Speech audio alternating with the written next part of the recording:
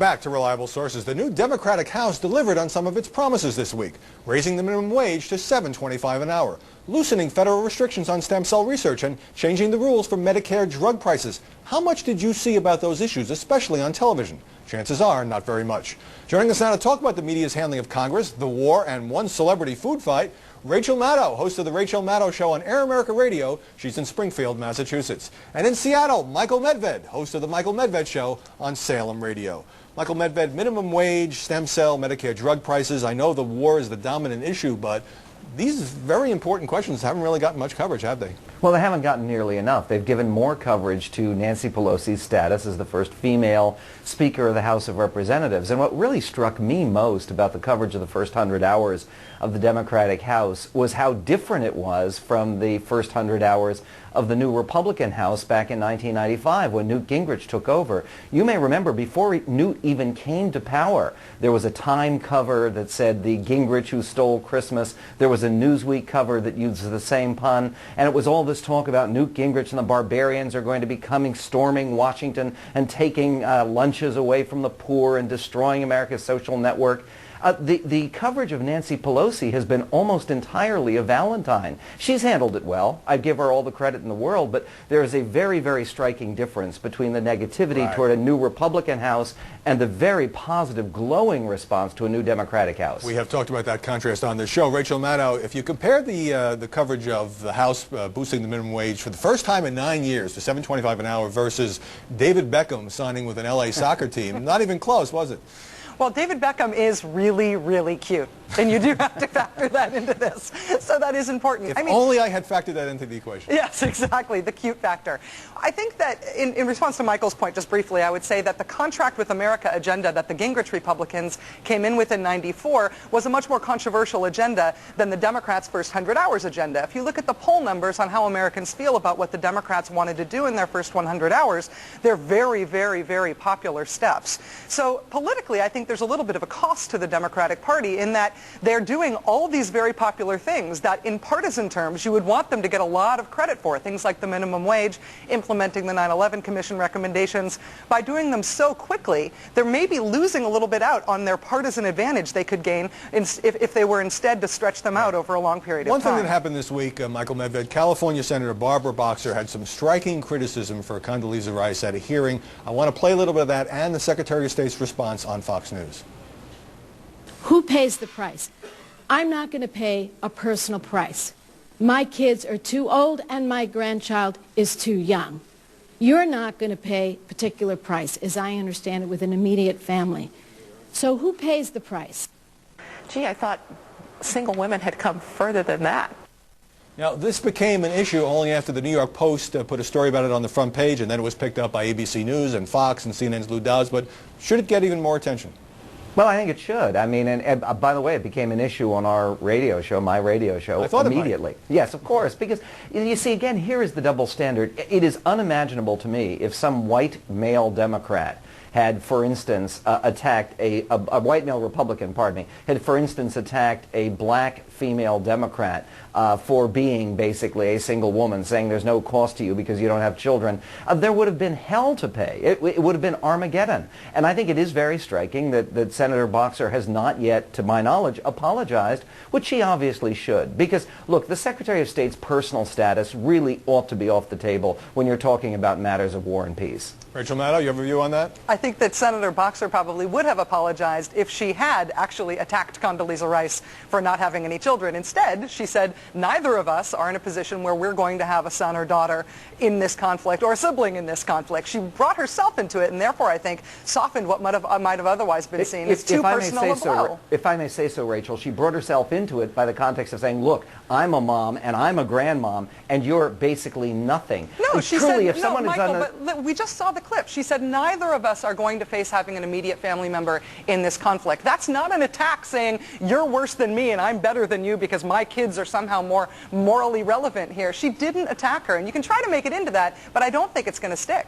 Well, again, I think that most American people heard that, saw the reaction of Secretary Rice, just the way that anyone would react in a situation like that. I mean, look, the idea of raising this entire issue. It's like this stupid line, and frankly, I'm tired of it. And there are all kinds of fine arguments against the war. It's a very, very crucial public issue. But the one line that you're hearing again and again is, why doesn't Bush send his 2 daughters? If he believes in this war, if he wants a troop surge, send Jenna and Barbara to fight the war. I mean, how ridiculous is that? First of all, you don't send 22-year-old people. You don't control them anymore. And I can say that, by the way, as a parent. All right, let me jump in here because there's another media issue I wanted to ask you about, Rachel Maddow. In an interview this week on Fox News with White House counselor Dan Bartlett, Fox anchor Gretchen Carlson, they were talking about hostile enemies in Iraq, and she said the following: hostile enemies right here on the home front. Yesterday, Senator Ted Kennedy proposed a congressional approval being required for a troop surge. What did you make of that kind of language? Well, I thought that was the kind of attack that ought to get the kind of reaction that Barbara Boxer is instead getting. I mean, actually calling a U.S. senator a hostile enemy to the United States because he disagrees with the president, that's kind of par for the course in Michael, I excuse you from this, absolutely, but that's par for the course in kind of right-wing talk radio. That's the kind of attack that you expect to be kind of pushing the boundaries. You don't necessarily expect that on cable news, even if it is on Fox. I thought that was surprising, and she did go back and correct herself. I agree. And again, it's over the line and was a stupid thing. The point is, you expect more from a United States senator who's been elected 3 times than you do from a commentator on Fox News. And Dan Bartlett, by the way, did disagree with that characterization. I want to turn now to this endless spitting match between Rosie O'Donnell and Donald Trump because an actual journalist has gotten involved. Barbara Walters, who, as you know, is the founder of The View, strongly denied Trump's account that she was unhappy with O'Donnell as her new high-decibel panelist. Let me say definitively that everything that he said, I said about her is totally untrue. Here's my official comment. In a letter to O'Donnell, Trump said Walters had told him that working with her was, and we're quoting here, was like living in hell. Barbara Walters stood by her woman. That poor, pathetic man. Yes! Michael Medved, Barbara Walters is the only serious person here, a serious journalist, I should say. Is she getting tarnished by this whole mud fight? Well, Barbara Walters, I think that The View has compromised Barbara Walters' status as a serious journalist a long time ago. This is entertaining. Why? Because it's a fun talk show? No, because basically, because a serious journalist, Barbara Walters, if she was a regular on reliable sources, it would be different. But this is The View. And one of the problems with The View is, first of all, I've got to give Rosie O'Donnell credit. She has made The View matter in a way that it didn't matter before in national dialogue. But this conflict with Donald Trump, on my radio show, I played an old trailer from the movie from 30 years ago, King Kong versus Godzilla. And it says, the whole world, 2 powerful, unstoppable monsters, and the whole world powerless to halt their destructive rampage. And that's basically, I think, what's people dealing with here. It's just you're so astonished that people are behaving in this way. And for Barbara Walters to get directly involved, I guess she had to, I think does tarnish her. Are you astonished because you expected more dignity from both of them? Absolutely. Yes. But Rachel, what explains the media's just seemingly bottomless fascination with this? I mean, every time one of them pipes up, the clips are played on television. Well, I think that, we have a real interest in a time when there's a lot of really kind of serious, horrible things going on in the world. Just this week with the debate about the war and the 5-year anniversary of Guantanamo and all of this very serious life and death stuff going on, it makes a lot of sense that we'd prefer to see a no-stakes, no-blood cartoon punch-up between 2 zillionaires. I mean, it's harmless fun. It's kind of like watching a Punch and Judy show. I think it's been a hoot, and it's both of their jobs to get these kind of headlines. So we're not going to pretend here that that there's any larger meaning to this. It is your basic schoolyard fight between rich people who always like to be in the headlines. Well, I think there's one little bit of seriousness here, and that is that they're both earning their salaries. It's been good for both of their ratings. Rosie O'Donnell's job on The View is to be a cultural commentator. Donald Trump's job is to keep Donald Trump's name in the news, and they're both doing a great job and earning their keep. I thought his job was to be a real estate developer. Yes. Well, yeah, and I think that the larger cultural meaning you saw in that clip that you played, Howie, from